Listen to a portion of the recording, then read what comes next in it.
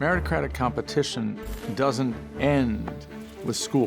It continues into the workforce. Paper qualifications, credentialing. There's a necessary evil for us to get the right level of qualification in order to qualify for a job. If you don't decide to have a system based on merit, what is the alternative? If you say I decide on the basis of who my family connections are, that would be even worse. The practice of meritocracy, I think, is a very fair system. However, the meritocracy itself as a concept need to be re-evaluated and evolve to the needs of the current day.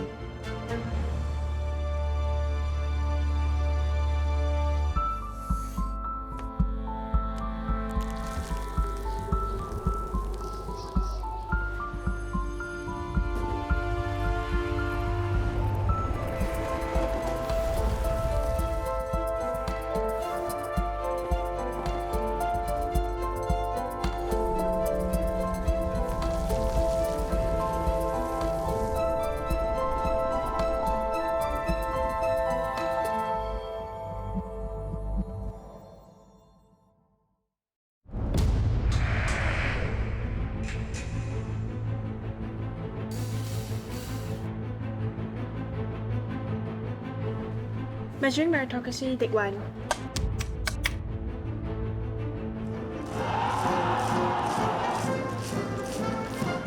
Outstanding men in civil service, the police, the armed forces, chairmen of statutory boards, and their top administrators. These people come from poor and middle-class homes. They come from different language schools. Singapore is a meritocracy, and these men have risen to the top by their own merit, their hard work, and high performance. I think our system of the public service is a good example of meritocracy, for sure. Like what LKY said, essentially is best man for the job. I'm a beneficiary from a system which chooses people according to their capacity.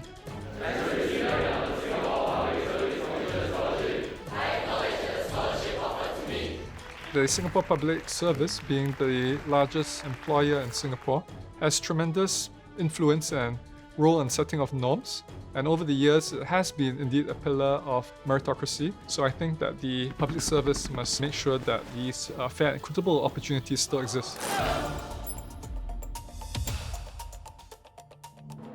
The Public Service Commission was started essentially in preparation for Singapore's self-governance, and it was created with the idea that British expatriates who were basically occupying the upper levels of government would be returning back to Britain, and that locals needed to be trained and they needed to be capable of taking over roles within the government. So the Public Service Commission, among its many roles, is to also identify and select scholarship holders, which is one route of talent identification for the public service.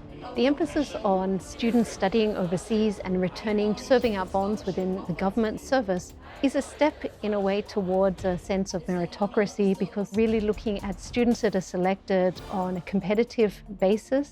I would imagine the Public Service Commission receives thousands of applications for scholarships. The Public Service Commission scholarships awarded first by review of school results, but also by interview. The commission members themselves do the interview of the candidates. So the top scholarships in Singapore are PSC scholarship, the SAF scholarship, and you will be talking about the Singapore Police Force scholarship.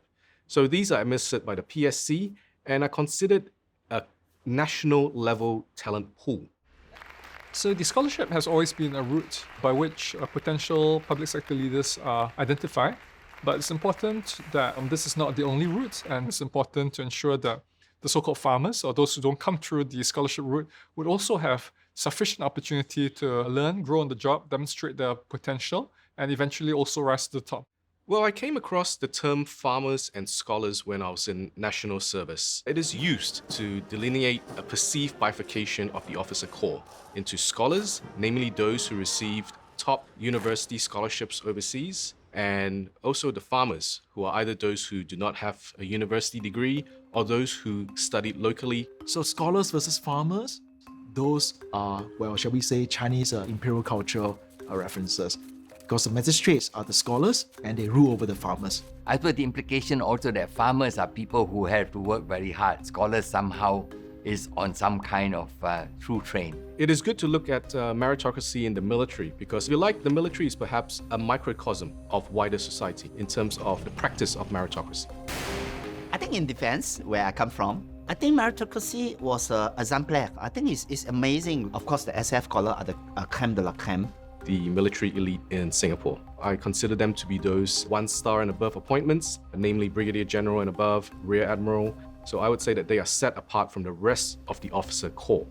And so what I found was, based on empirical evidence, your overseas scholar would probably get to 1-star in the age of, I would say, 39 to 41. Now, the next tier down, you talk about the SAF Merit Scholarship.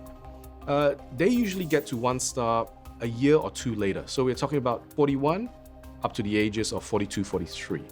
And for those who are neither an overseas scholar or a merit scholar, they usually receive their 1-star between the ages of 43 to 46. That shows you roughly the advantages of the scholarship. They provide a springboard into the career itself. Does a scholarship guarantee success? The answer is no. Not every ICF scholar gets to be a general. Not everybody even gets to be a full colonel. Meritocracy fundamentally in the civil service has to be performance-based. Performance is not negotiable, and peer appraisal is a way to check. If your peer appraisal, for the lack of a better word, sucks, it says something. And remember, an army without a general is still an army, but a general without an army is not. In running a meritocratic system, the merit is not only about what you do today and what your previous qualifications are. Your merit has to do with to what extent are you able to bring us into the future. It was in my time under Mr. Lee Kuan Yew that he was attracted by an article that described a system in Shell International to spot people who have the potential to head the senior positions in Shell's establishments all over the world. Shell created a new term which they call helicopter quality, which is interesting, right? If you are in a helicopter at a high altitude, you can see the total landscape.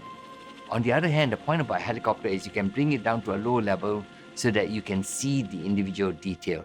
And the point that Shell discovered was the person who has the highest potential is somebody who not only can see the big picture, but who also understands what are the critical details. So Mr. Lee Kuan Yew read that and sort of said, this is terribly interesting, and he decided that he would apply it for selection of his ministers and said the civil service should study this and see whether there's application for civil service. So that is what I did. And the first application actually was in the Ministry of Defense. And when I moved out from Ministry of Defense to a Public Service Division, I thought this was a good system, and this is just a further development of meritocracy in the civil service.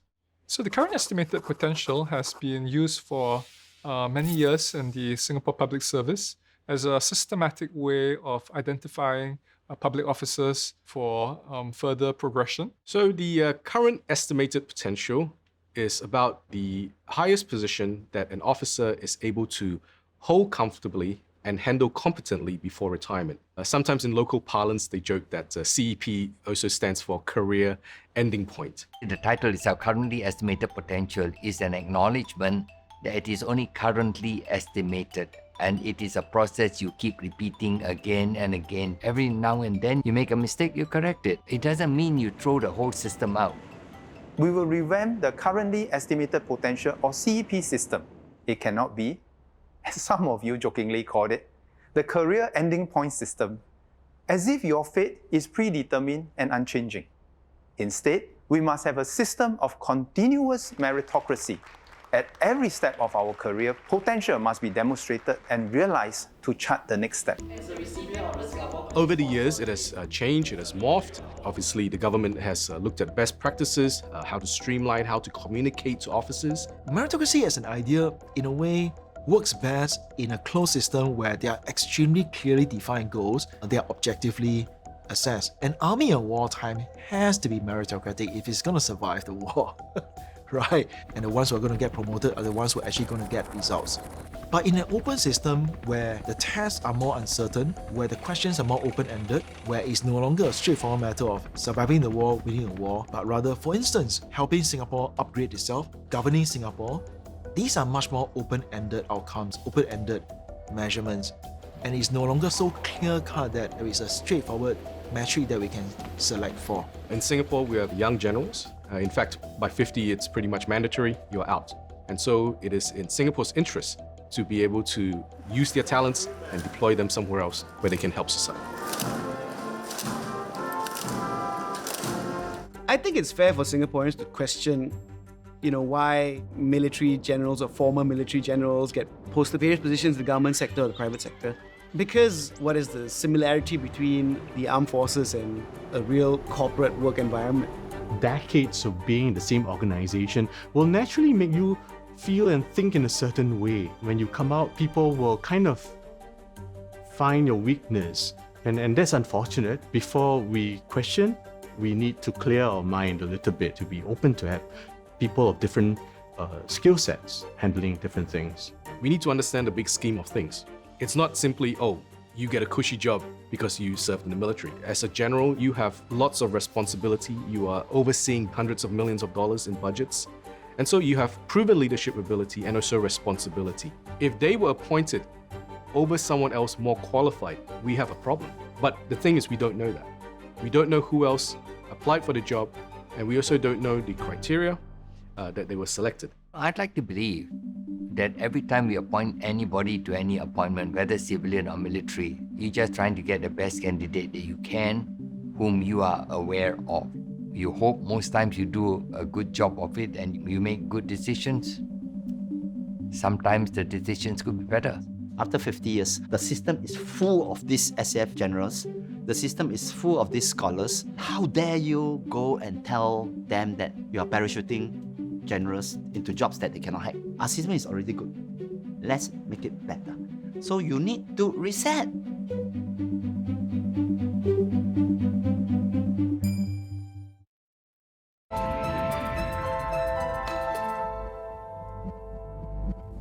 Societies everywhere today place too much of a premium on cognitive abilities and do not value sufficiently those engaging in other forms of work. As a result, merit has become narrowly defined by academic and cognitive abilities. We've allocated too much reward and prestige to just one form of human aptitude, what one might call cognitive analytical intelligence, the kind of exam passing ability that some people have. And that has unbalanced our societies in some ways.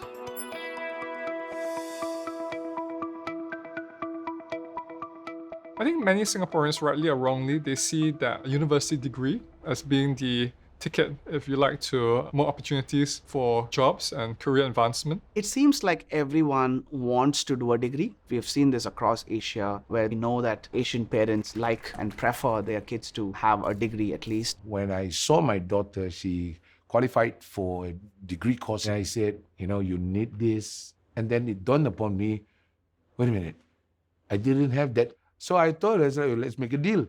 Okay, I tell you what, you continue studying this, don't give up, I'm not going to join you.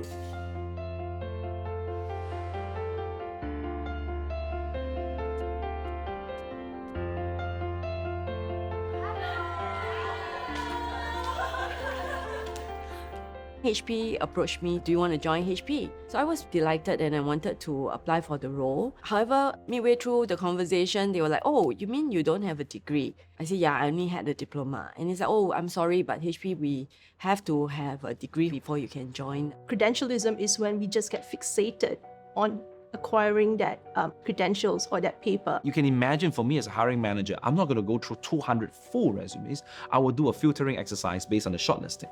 I will then say degree, non-degree, degree, non-degree. We analyzed job vacancy data between 2012 to 2019.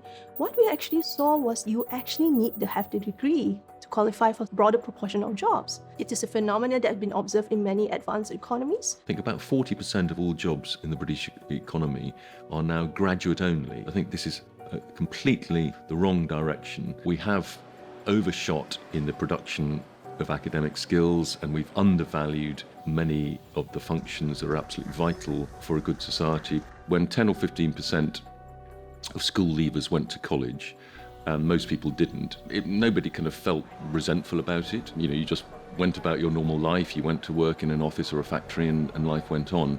We now have a situation where about 50% of the younger age cohorts have an undergraduate degree. If 50% of school leavers go to university, which is roughly what the position now is in the UK and quite a few other countries too, then you potentially create a large group of people who feel like second-class citizens.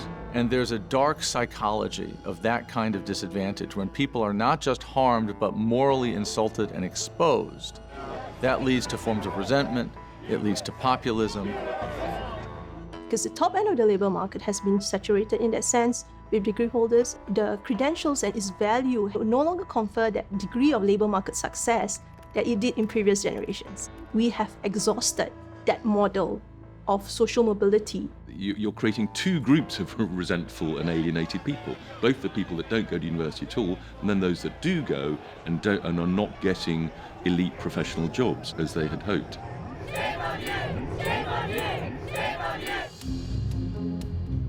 We do need to broaden our definitions of success in society. Generally, you can think about jobs as cognitive jobs, things that require cognitive skills, jobs that require hands-on skills, and jobs that require heart, caring jobs. Across most of the advanced economy worldwide, not just in Singapore, we place too much of a premium on jobs that require cognitive skills and not enough emphasis, not enough recognition on people who do hands-on work, our technicians, our plumbers, our electricians, the nurses. They do a lot of care work, and we need to find a better balance to celebrate success across all of these different fields.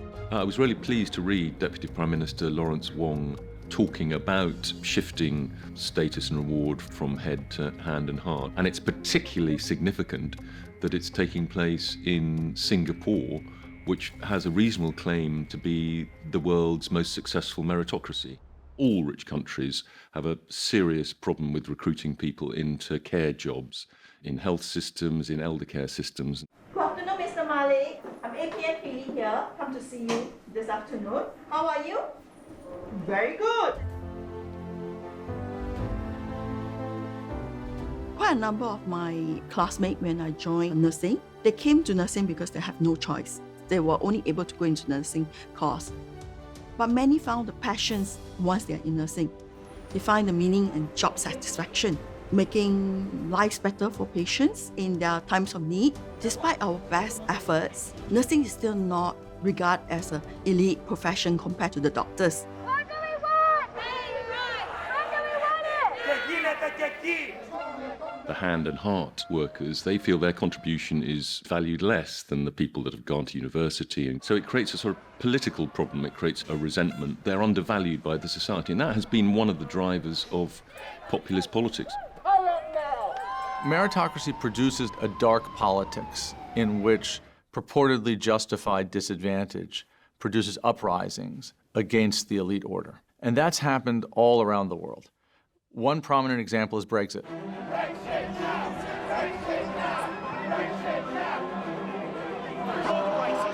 England is an extreme instance of a meritocratically bifurcated society. People with elaborate elite educations wanted to stay in the EU. People without those educations wanted to leave. So that was an instance of a populist uprising. In the United States, the rise of Donald Trump tells exactly the same story. And you know, I got a lot of heat. Putin was very nice to me. He said, Donald Trump is a genius. All right, I'll take that, right? When Trump's inaugural address talked about the forgotten people. The forgotten men and women of our country will be forgotten no longer. What you had with the Brexit and Trump votes was a kind of challenge to that and saying, well, what about us? We're all American! There are many people taking to the streets because they believe that their economic system and their social system is not one that allows for an equality of opportunity, that they have been the losers of a system. And so it's quite important that, having seen what is happening around the rest of the world, we take the lessons from there and ensure that Singapore continues to be an open, inclusive society where social mobility is alive and is possible, even for those who start out as very poor in life. I think the COVID-19 pandemic has really shone the spotlight on the essential contributions of our frontline workers, be they cleaners, delivery riders, or those in the healthcare sector. And I'm hoping that there will be greater recognition and respect accorded to people from all walks of life. I think the basic requirement for respect and dignity in these jobs is to have decent pay. Make sure that they're decently paid so that they themselves can earn a decent living. We see that nurses are going to be paid better.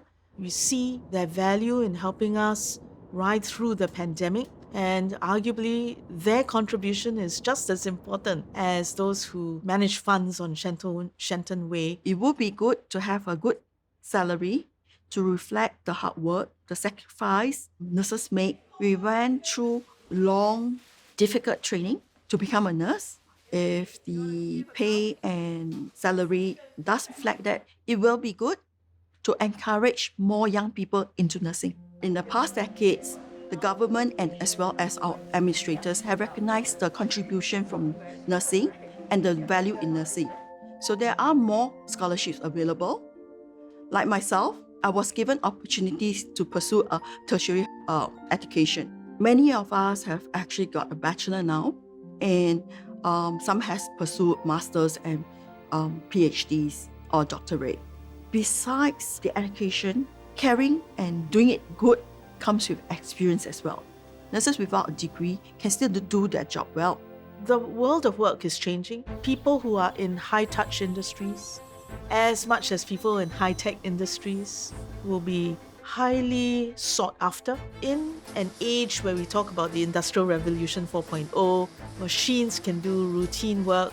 Even the work of lawyers can be routinized. The mental parts of those jobs have been taken over by algorithms and by a small number of elite mind workers and executives who can now control vast workforces using technology. The knowledge economy turns out not to need that many knowledge workers. Lots and lots of people in these organizations, even though they might be credentialized with fancy degrees, even from fancy universities, are actually doing pretty menial work. What we actually need humans for in the workplace are for the things that the robots find difficult to do: creativity, strategy, innovation, empathy, trust building. Our education system has not prioritized this, which leads to surveys and research where 90% or more employers say, I don't believe that education actually prepares the youth for the real world. Because there is no way that the front end of the education can teach us everything we need to know when the technology is evolving very quickly,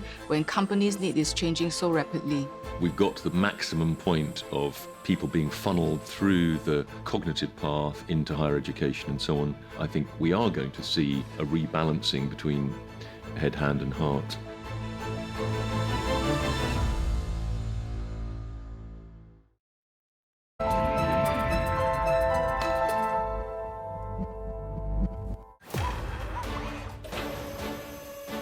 The landscape of jobs is very volatile. You have artificial intelligence, you have the pandemic, waves of disruption, and it's no longer so clear-cut what they're supposed to do. Not even Elon Musk or Mark Zuckerberg knows how many engineers they need, and they're like some of the smartest people in the world, and they're cutting people.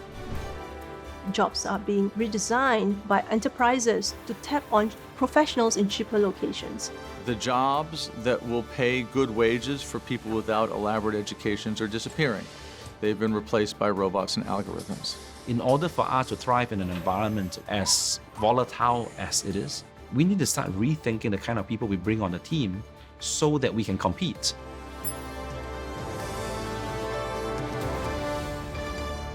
The meritocratic workforce is fundamentally different from prior workforces. In the largely pre-meritocratic age, under industrial capitalism, somebody in the United States, for example, to Detroit, could leave the suburbs, walk into town, find one of the big three automakers at age 18 without a university degree, sign on for lifetime employment. in a unionized labor force and get an enormous amount of workplace training while on the job, which was a skilled position, gave you an annual income on the order of $100,000 in today's money, with lifetime security of employment, healthcare benefits, retirement funds, and made you into a comfortable middle-class worker. On the other hand, if you were in the elite, if you joined IBM as a white-collar employee, at 22, you could expect to spend 4 full years, so roughly 10% of your time at IBM, in IBM-paid professional training, and you would work your way up the hierarchy of many layers of middle management, and at whatever rank you ended,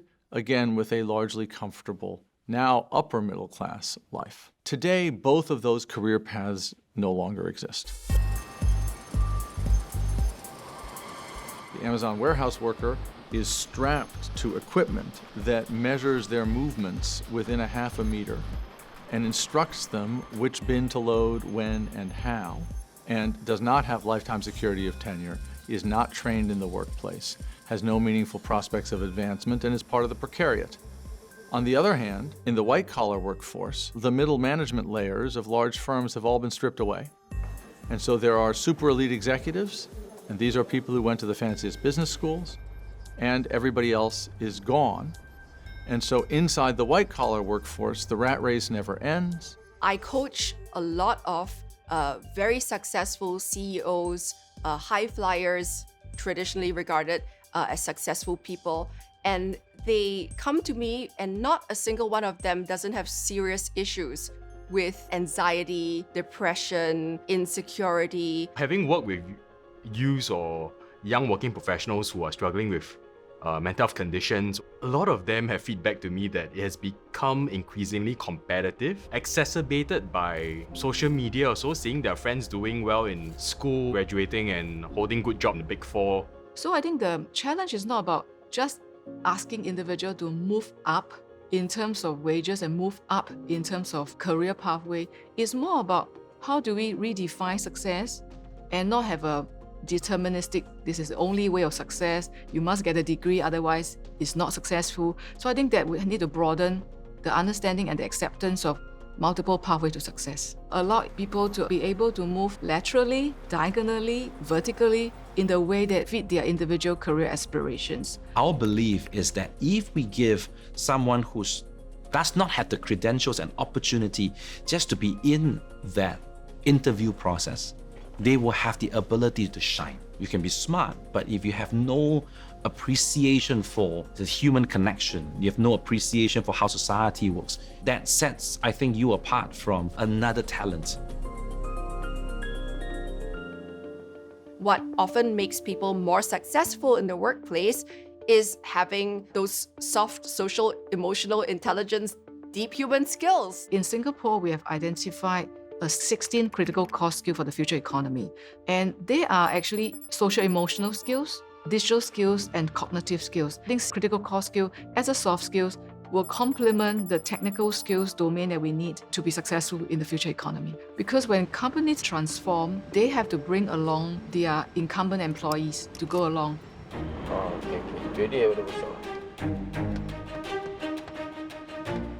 When I joined as a technical specialist, PSA provide me with NITEC in port equipment technology. They send me for courses which increase my leadership qualities. To me, learning doesn't stop there. PSA has been planning for a fully automated port. They have been reskilling their workforce and create the kind of career pathway for them to move up in the career and skills ladder. As PSA transforms to the port of the future, I also need to transform. I need to keep up with the technology. So I have to learn the latest software, the latest technology that was given. I am the pioneer batch for work-study diploma in port automation technology. This also helped me with my daily job skills and also with the attachments that they give me. It helps me to operate different types of equipment every day. So it's actually quite important so that you will be flexible in the future. One future-proof skill I think would be very important would be adaptability. Being open to change embracing that change and having that lifelong learning mentality. And my vision, which is what SkillsFuture wanted to achieve, is all Singaporeans are confident in navigating and taking advantage of what new growth opportunity brought about from our economic transformations. They are able to decide at a different point in life what they want to do in their career and their achievement through lifelong learning. All of us ought to be learning throughout our lives, but there's evidence that the uptake of SkillsFuture credits is only about 30%. Probably one of the reasons might be some workers don't see any direct link between enrolling in these sorts of courses and securing better employment prospects. At the end, it's really about how the society values success, how the society values merit, whether is it trade and craft based to a professional base. We want our society to value skills mastery, value people in various job roles. We would hear from many parents, sometimes they will tell their children, if you don't study hard, you're going to be a cleaner, you're going to sweep the road. So these could reinforce some negative perceptions that may not necessarily be true, because cleaning takes a lot of passion. Cleaning asks for a lot because it's very laborious and you have to deal with some yucky things now and then. The secret is there are not many cleaners left.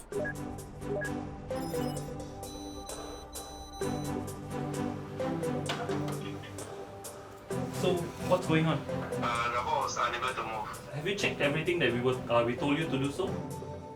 My mom is a cleaner actually, so I every day see her working very hard, coming back home very tired, body aches and stuff. So I felt like, I should do something for her, like do something more meaningful and help her ease her burdens. When I came across Lion Spot, I realized that they're actually not substituting cleaners, but actually assisting cleaners to make their life easier and better. Floor cleaning is about 60% of a cleaner's daily activities by many studies. So what happens is that the professional cleaning robots like those from Lion Spot, they help out with the floor cleaning, allowing the cleaner much more time to focus on the finer points of cleaning, like high dusting, like disinfecting, like customer service. They can do more tasks. Because of that, they can command higher pay. The cleaner is the supervisor of all these robots, deciding the schedule, the workloads, and this is something that humans do best, because humans can judge what is happening. Humans can talk to the customers to understand where their requirements are, and humans can see visually what is the crowd that's coming in. And then do your daily maintenance, you're good to go. You can start running the robot again. Take a can of water. It makes cleaners feel their work more meaningful. They are not just doing a cleaner's job, but they are more of a robot operator. So this way, they might feel more empowered. With all these robots working, actually, we may not just need specialist cleaners, but rather what we call facility professionals. They could be trained as security, trained in the landscaping part of it, trained in the cleaning part of it, and all assisted with technology and robotics. If you look at it from a meritocratic point of view, being this facility professional means you get to learn a lot more, and you don't get just pigeonholed into one industry as cleaning, but you touch on so many job scopes. And so the solution is to restructure the labor market in a way that doesn't require as elaborate education for people to be able to get good jobs. The Europeans are very good at traditional trades and craft guilds and unions, so that you can, in Germany, have a very good job as a glazer or an electrician or a plumber. All those jobs are craft jobs done by trained people who have serious training that an ordinary person can't walk off the street and already know how to do, but not elaborate university degrees, and they're paid middle-class wages. In Singapore, in the last maybe 20, 30 years or so, because of the inflow of a lot of the foreign workers, these foreign workers are prepared to work with lower salary, so that actually suppressed the salary of the local people in those sectors. In countries like Australia and Japan, they were more of an equal footing. And also partly their country ideology or their philosophy that they are more concerned with welfareism. They want to make sure that, if we are fellow citizens, everybody deserves to have a decent life. And the rest of the people who can afford, they're prepared to pay higher income taxes.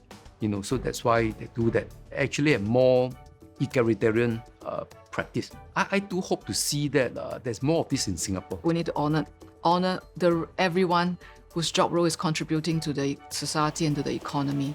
cleaners are getting higher and higher skilled nowadays. So it's hard to find a cleaning supervisor or an experienced cleaner that does not know how to do scheduling or customer service and things like that. You see the stuff that our kids learn at IT now, they are getting very sophisticated. The aspirations of the young has risen and we must meet the aspirations.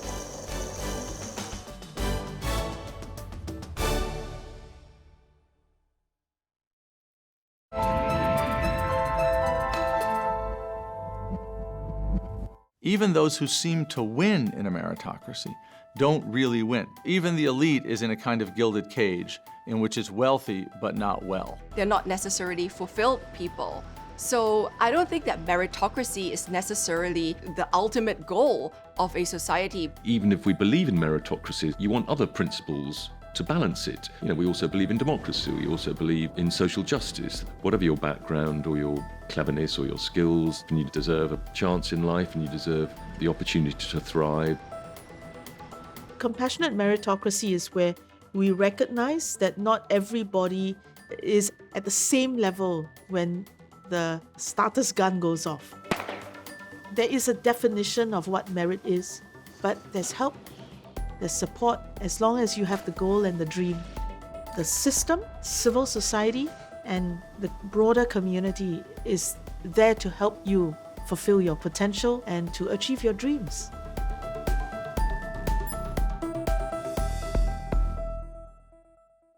It's important that our ideal of meritocracy is expressed both in the workplace as well as government.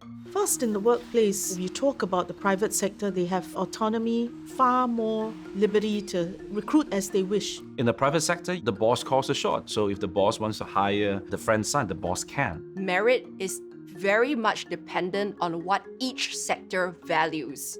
Unfortunately, it's difficult to police equal opportunities in the private sector.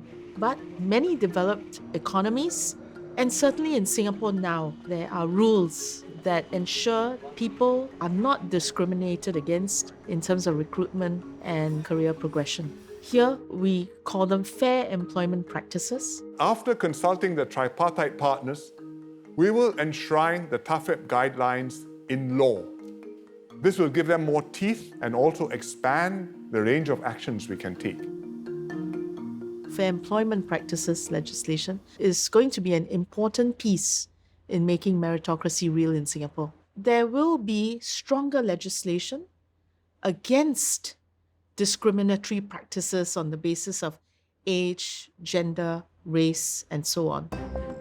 16, yeah, checked on the notification. All good? Okay, let's do it. I'm Timothy. I was a business director for 10 over years, and now I'm a cloud engineer. Some of the barriers that I faced while I applied for a job was age barrier.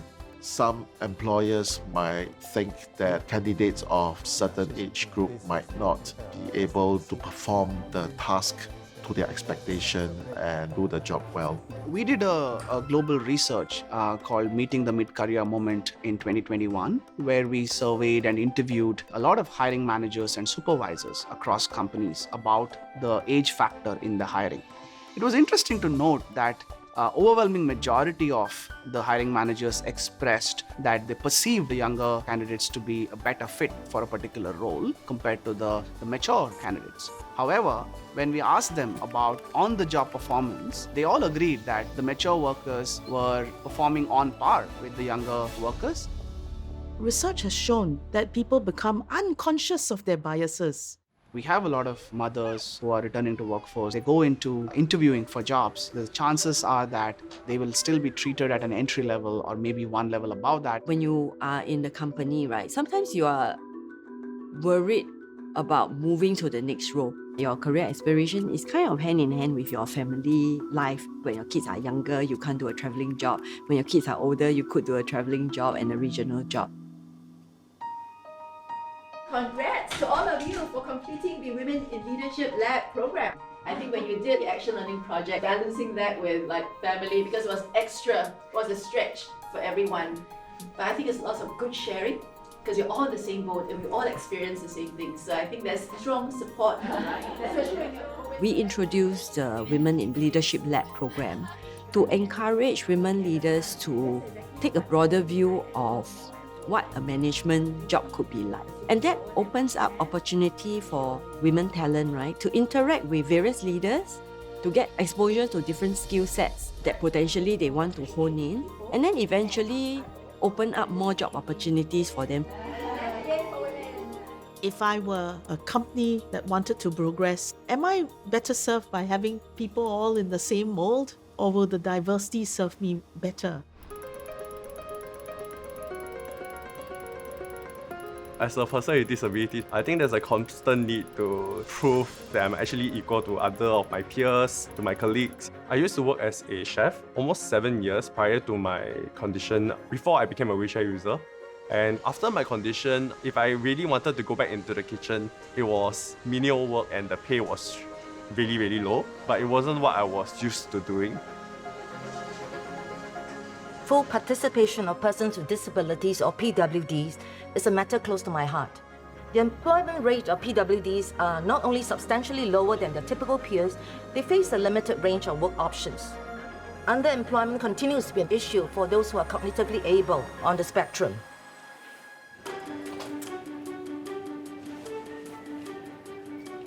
Hi sir, actually I'm from Tower Transit. I'm one of the customer experience officers.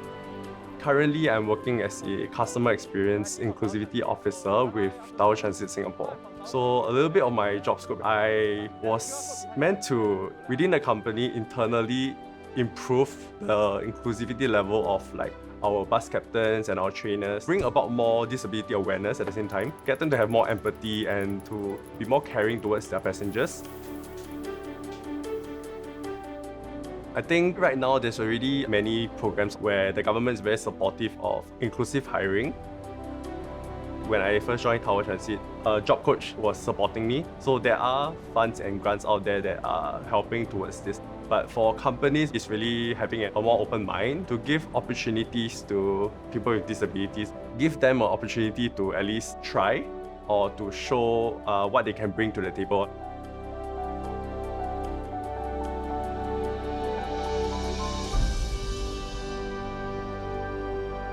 We cannot abandon meritocracy, but I believe we can improve it and make ours a more open and compassionate meritocracy. It is a good move to realize that we need that word compassion in this whole system is already a stepping stone forward for us to think ahead so that we can build the system better and more resilient.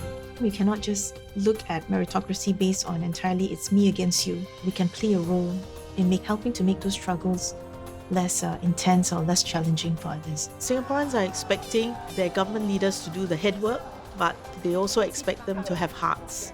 They expect them to be people who can connect well with the man in the street and empathize with their life journey, and therefore government able to design policies that really speak to their needs and where they are. Nobody wants to live in a society where the brightest people run everything and everybody else feels like a second-class citizen. We kind of assume that if you have good results, you will be a good person, good leader, good administrator. But we also come across a lot of very clever people who has no empathy. In recent times, the 4G leaders and 4G members of parliament are people who come from humble backgrounds and have benefited from the system of meritocracy. The question then is whether they are able to remember that journey or remain empathetic of how people do have roadblocks and sometimes mishaps along the way. It requires a kind of politician who can speak to the discontent and engages it, while at the same time channeling it towards reforms that are meaningful. The only solution is a collective action solution. Well, mindsets take time to change, but it's not just about the policymakers and political leaders, but it really requires broader effort. So for example, the role of employers, HR practitioners, how they can avoid just credentialism, but to give opportunities to more people. Of course, no system is perfect, but you try until once you recognize where we are not doing well enough, typical Singapore style, we'll end up doing a lot more about it.